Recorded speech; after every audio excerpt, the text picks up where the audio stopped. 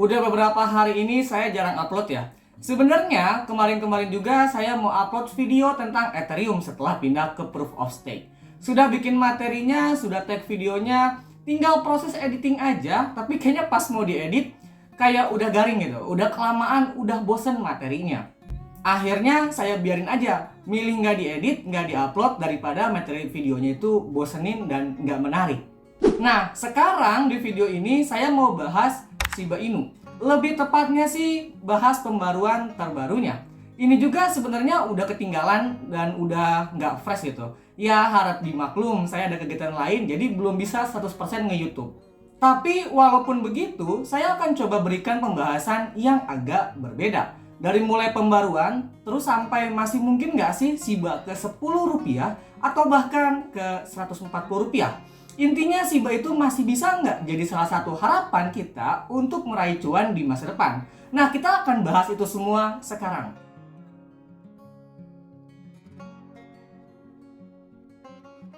Pertama, di tanggal 10 Mei 2022, ada publikasi mengenai pembaruan SHIB 5.10 yang isinya membahas mengenai SHIB V dan SHI. Walaupun begitu, token SHIB V dan SHI ketika video ini dibuat belum tersedia. Belum ada, dan kalaupun ada itu cuma penipuan aja. Dari publikasi tersebut, saya dapati saat ini para pengembang Shiba sedang membangun semacam ekosistem finansial yang berdasarkan komponen keuangan utama dari visi Ryoshi, yaitu pertama Shibarium, SHI, dan SHIB V. Sayangnya belum ada tanggal pastinya kapan semua itu diluncurkan. Saat ini yang jelas Shiba Swap sudah selesai, tetapi mereka berjanji akan terus mengembangkannya. Kemudian Shibarium sebagai layer 2 Ethereum ini akan menggunakan bond sebagai bahan bakarnya. Seperti yang sudah disinggung sebelumnya, akan ada proyek bernama SHI sebagai stablecoin dan SHIB V sebagai ekosistem keuangan Shibarium. Shiba bukan lagi seperti Shiba di awal tahun 2021 yang hype hanya karena Elon punya anjing Shiba Inu, nggak punya project, hanya sekedar token meme. Kalau sekarang, jujur buat saya pribadi, project dari Shiba ini sudah termasuk banyak banget. Dari mulai token list, token bond, Shiba Swap, Shiboshi, Shiba Food atau Wally gitu maksudnya, Shiba Fashion, CCG atau Collectible Card Game. Nah ini nanti akan kita bahas juga. Kemudian juga ada Dogi DAO, ada SHIB Metaverse, stablecoinnya namanya SHI ya, token Treat, sampai SHIB V yang tadi kita singgung juga itu jadi proyek dari Shiba sekarang. Pada tanggal 23 Mei, Marcy Jastrow bergabung dengan tim SHIB Metaverse. Misi Marcy untuk proyek ini adalah untuk promosi yang berdampak pada kemitraan merek. Singkatnya, kalau saya nangkepnya itu untuk branding deh. Selang 2 hari kemudian, tim SHIB Metaverse juga menyambut kedatangan Sherry Kono sebagai penasehat karena pengalaman yang luar biasa banyak. Pada tanggal 27 Juni, mereka mengumumkan hasil pemungutan suara yang hasilnya blockchain Shibarium sebagai layer 2 akan ada validator. Nah, si validator ini akan diberi penghargaan dalam bentuk token bond. Untuk bisa melakukan ini, kita harus memiliki sejumlah token bond seperti sejumlah 20 juta token bond untuk peran dan urutan menjadi validator.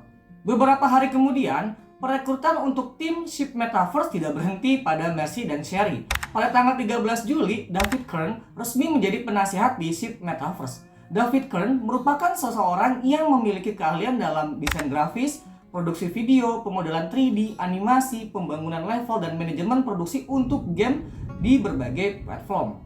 David Kern sebelumnya termasuk artis teknis untuk Sony di Zipper Interactive, di mana ia ditugaskan pada 17 video game. Kemudian ia juga sebagai direktur teknis untuk Technicolor Animation dan Game yang memproduksi konten untuk beberapa judul game AAA dan Technicolor Experience Center di Los Angeles dalam membangun pengalaman VR yang imersif.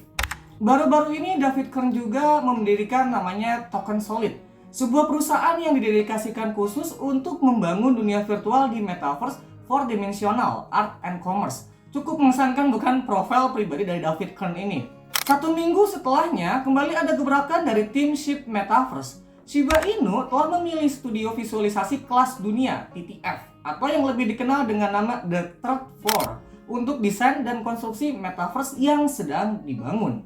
Sepanjang sejarahnya selama 17 tahun, The Third Floor telah berkolaborasi dalam proyek-proyek di Hollywood dan proyek-proyek lain di berbagai belahan dunia. TTF dipandu oleh sutradara dan desainer papan atas yang membangun dunia visual dan cerita dari semua skala. Gue jujur nggak tahu apakah ship Metaverse ini akan memiliki alur cerita yang menarik atau hanya sekedar ada gitu.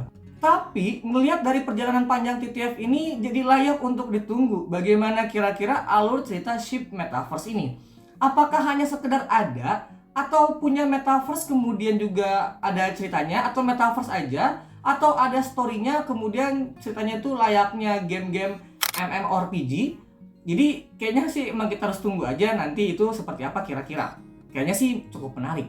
Terus kalau kita lihat riwayat pekerjaan TTF juga kayaknya itu nggak main-main. Mereka pernah mengerjakan film dan pertunjukan di Marvel Cinematic Universe, kemudian juga film Star Wars baru-baru ini, dan beberapa proyek lain yang bertema iklan, komersial, dan video game. TTF akan menggunakan keahliannya dalam mengembangkan visual dan pencitraan untuk membantu mendefinisikan dan mengembangkan lingkungan virtual, bangunan, dan landmark untuk alam semesta yang terinspirasi dari Shiba Inu, sambil mengembangkan pasar untuk menginformasikan produksi lingkungan akhir. Pada tanggal 8 September kemarin, Brandy Konopasek resmi bergabung juga dengan tim Ship Metaverse. Brandy paling terkenal dalam karirnya untuk bekerja dengan Netflix, kemudian juga ada Marvel dan juga Disney, kemudian ada Jon Favreau, Emmanuel Lubezki, dan banyak lainnya juga. Dengan fokusnya sekarang beralih ke dunia game. Gimana kira-kira update dari Ship Metaverse ini? Saya percaya Ship Metaverse akan menjadi puncak dari sejarah Shiba Inu sebagai sebuah komunitas. Kalau kita ngomongin update terbaru dari sisi proyek yang dituntaskan baru-baru ini, yaitu ada CCG atau Collectible Card Game yang dikasih nama Shiba Eternity.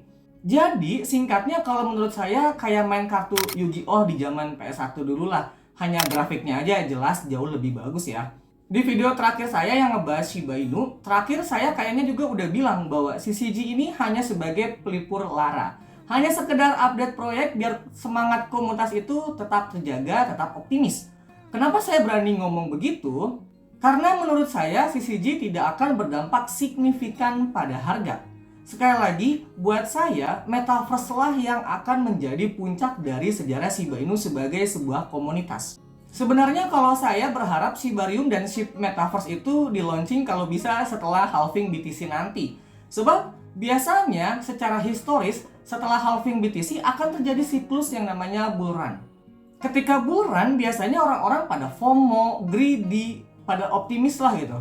Nah, kalau ketika itu pengembang mengeluarkan produk, maka potensi hype-nya akan jauh lebih tinggi daripada ngeluarin produk saat bear market seperti saat ini.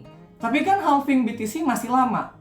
Nah, maka dari itu, proyek-proyek kecil sampingan macam CCG ini cukup bagus sebenarnya sebagai proyek sampingan untuk menjaga antusias komunitas dalam masa tunggu sampai halving BTC nanti. Saya cukup optimis token SHIB bisa ke Rp7 jika proyek-proyek besarnya dikeluarin pas bulan nanti.